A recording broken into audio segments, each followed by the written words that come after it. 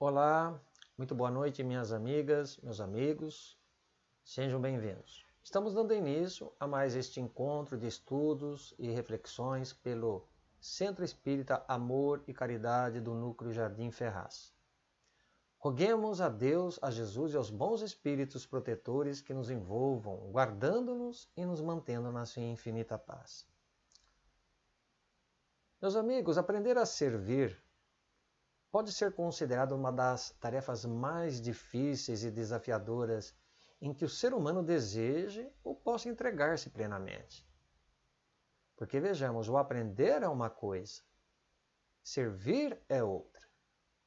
Pois quem aprende algo apenas assimila instruções e teorias para deter conhecimentos. Agora, quem procura servir verdadeiramente estará vivenciando, exemplificando o que aprendeu, colocando em ação o que estudou e registrou mentalmente. Por exemplo, alguém que se dedicou por vários anos para se tornar um médico. Ele não poderá guardar para si todos os conhecimentos adquiridos de uma ciência.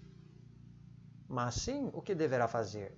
Exercer a profissão da medicina para poder ajudar, curar e salvar vidas. O médico irá servir a causa que escolheu e abraçou. Porque se nós observarmos e analisarmos, o que valerá ele ter passado por uma cátedra sem colocar em prática o que estudou numa universidade? Nada. Não terá nenhum valor, será em vão. Não adianta ele ficar apreciando o seu diploma, os seus livros. Né? Mas o aprender a servir, ele implica muito mais do que possamos imaginar. Do que somar conhecimentos e competência no exercício de uma profissão. É, no entanto, o amor e o interesse que estará em jogo pelo que fazemos, procurando estabelecer, assim, uma empatia entre o paciente, neste caso. Aprender a servir é pensar e dedicar-se pelo bem-estar do próximo. É sentirmos a sua necessidade para oferecer o melhor de nós. Ainda que isto nos custe, que sabemos que é bem difícil. Seguir o preceito evangélico na letra sem que o Espírito vivifique é muito fácil, não é? O que nos dá trabalho realmente é sentir e nos colocar no lugar dos que padecem, dos que sofrem. A parábola do bom samaritano, narrada por Jesus, descreve bem o nosso atual comportamento. Junto daqueles que compartilham conosco a existência. Então diz a parábola que um certo doutor da lei se levantou e, tentando Jesus, perguntou: Mestre, o que farei para herdar a vida eterna? Então disse Jesus: o que está escrito na lei? Como lês? Respondeu então o doutor da lei, né? Amarás ao Senhor teu Deus de todo o teu coração, de toda a tua alma, de todas as tuas forças, de todo o teu entendimento e ao teu próximo como a ti mesmo. Então Jesus conclui: respondeste bem, faça isso e viverás. Analisando agora os versículos próximos, né, desta parábola, que vão de 25 a 28, o doutor da lei, que vivia somente para as escrituras, ele era um homem ilustre, versado e profundo conhecedor da Torá. Mas ele tinha a intenção de provocar o Cristo, para que ele pudesse cair em contradição quanto aos princípios e leis judaicas. E ali a parábola prossegue, né, com o doutor da lei, como querendo justificar a si mesmo, quando perguntou ao mestre: mas quem é o meu próximo? Foi quando então Jesus contou-lhe, né, que disse um homem de Jerusalém para Jericó. E caindo nas mãos de salteadores, o roubaram e o espancaram, deixando-o quase morto após se retirarem. Ocasionalmente passou um sacerdote. E vendo, não se importou, né, com aquele homem, seguindo logo o seu caminho. Igualmente, tempo depois, chegou um levita, passando também de largo, né, longe dali perto que estava o pobre homem, sem prestar qualquer socorro. Mas foi um bondoso samaritano, que, tomado de profunda compaixão e vontade de servir, aproximando-se daquele pobre homem, atalhou-lhe as feridas, ou atando-lhe as feridas, com azeite e vinho, colocou sobre o seu animal e levou, para uma estalagem mais próxima, para que cuidassem dele. Então, no dia seguinte, ao deixar a estalagem, o samaritano tirou 2 dinheiros e, dando ao hospedeiro, da estalagem ali, disse assim: cuida dele, cuida bem dele.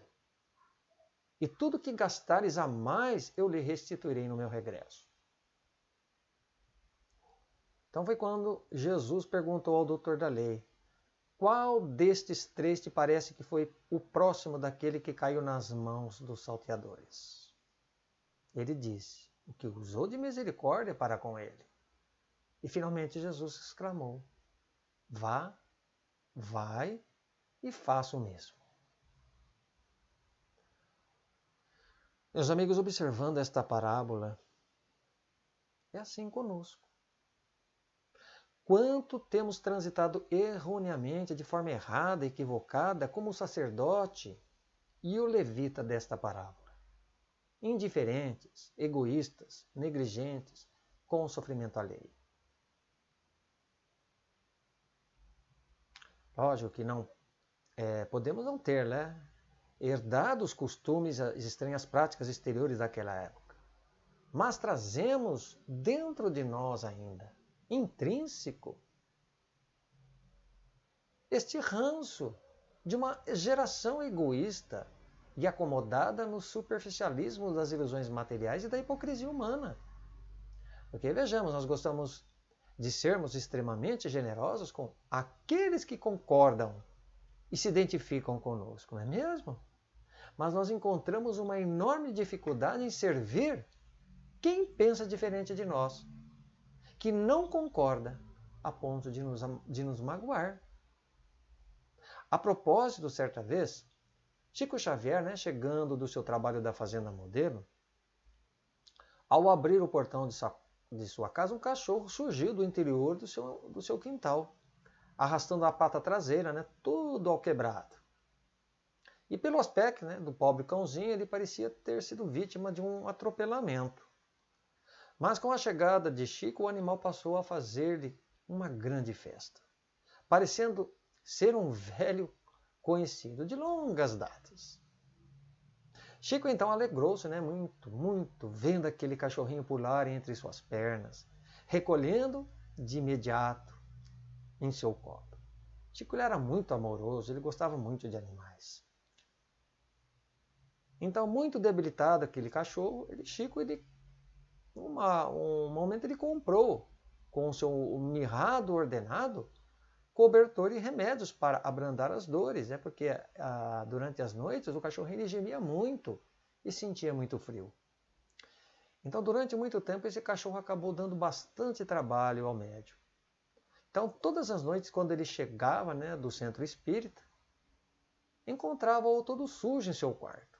E com aquele peculiar carinho que Chico tinha pelo animal, ele ali limpava pacientemente o local que ele estava. Tratava-o afetuosamente. E somente depois de vê-lo ali tranquilo é que Chico se recolhia para dormir. Somente depois disso.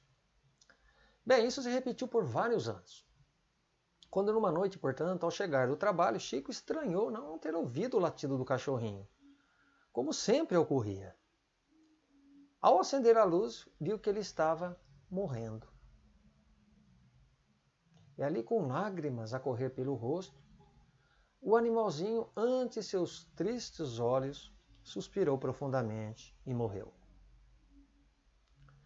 Então, após alguns meses, uma das irmãs de Chico acabou descobrindo e dizendo a ele sobre a verdadeira causa da morte do cachorrinho. Então, a notícia o deixara bastante abalado e arrasado, Não era por menos. Ao revelar ao irmão, então, disse que a morte do pobre cãozinho aleijado não havia sido natural, mas que a vizinha,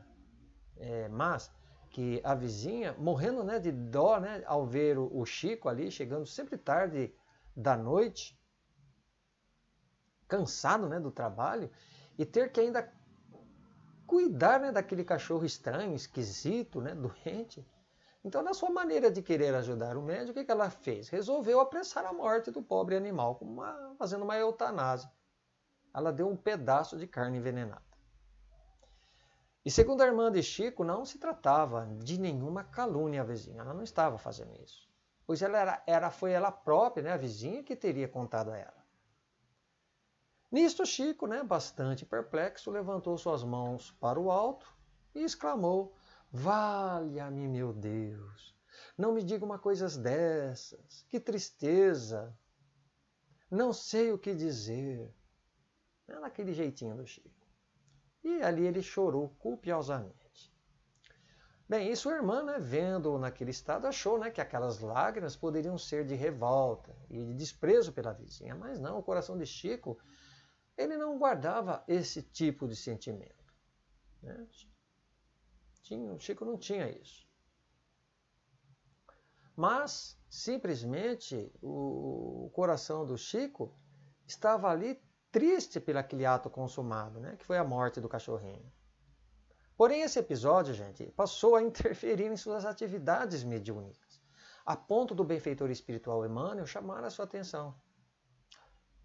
Falando assim: Chico, essa tristeza que você insiste em conservar em seu coração está atrapalhando o trabalho espiritual a ser realizado.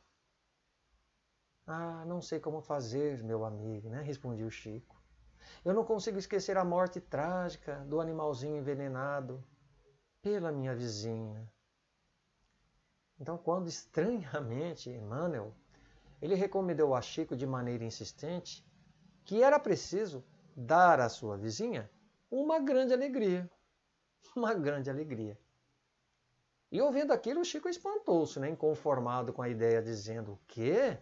Dar alegria a ela? Mas fui eu que sofri, não ela. Como entender aquilo? Aí tornou, né, o bondoso amigo espiritual, dizendo assim: lembre-se do Evangelho, Chico, quando nos recomenda: fazei o bem aos que nos aborrecem, ou ao que vos aborrecem. As palavras são de Jesus, não são minhas. E ali, né, Chico ficou pensando, e como sempre obediente ao Evangelho e ao seu guia espiritual, desejava saber então que tipo de alegria deveria proporcionar a quem tanta tristeza lhe causara. Quando descobriu, né, por meio de conversas, né, entre a sua irmã e a vizinha, que a sua maior felicidade era ganhar uma máquina de costura, pois ela ajudaria muito nas despesas da casa costurando para fora. Bom, não demorou, né? E Chico, ele comprou a tal máquina de costura, comprometendo-se ali, tadinho, a pagar em longas prestações.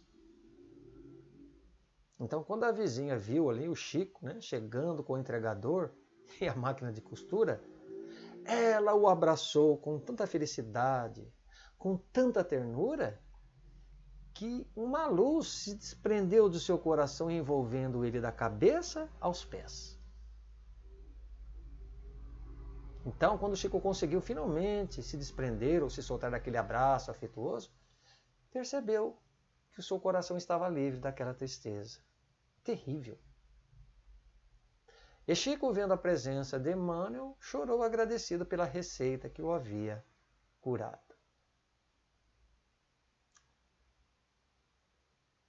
Neste lindo caso de Chico, né, percebemos o quanto ele ainda teria aprendido a mais na sua vida, porque Chico já comportava tanta bondade, mas era mais ainda um ensinamento para ele sobre a tarefa de servir, naquele caso, aos que nos prejudicam. Tudo bem, né, que ali na história a intenção da vizinha, segundo a sua maneira de pensar, era das melhores.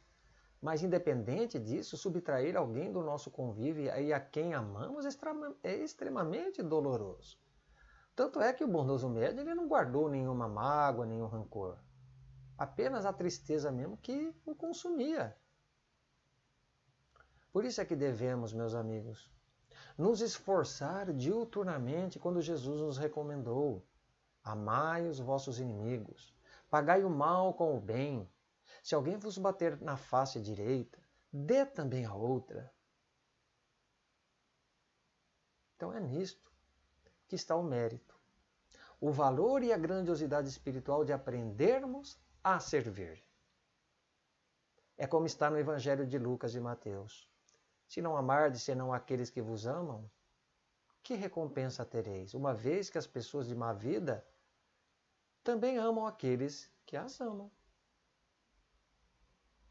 Quem vive para amar e servir não pensa em retribuições ou taxas de reconhecimento. Ou seja, se formos ajudar alguém, meus amigos, não esperemos a paga dos outros.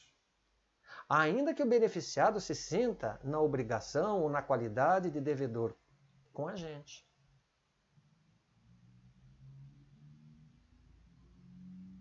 Nada disso. Então, que diante dessa infinita bondade e justiça de Deus, possamos aqui rogar ao Pai dizendo: Senhor, ensina-nos a orar sem esquecer o trabalho, a dar sem olhar a quem, a servir sem perguntar até quando, a sofrer sem magoar seja quem for,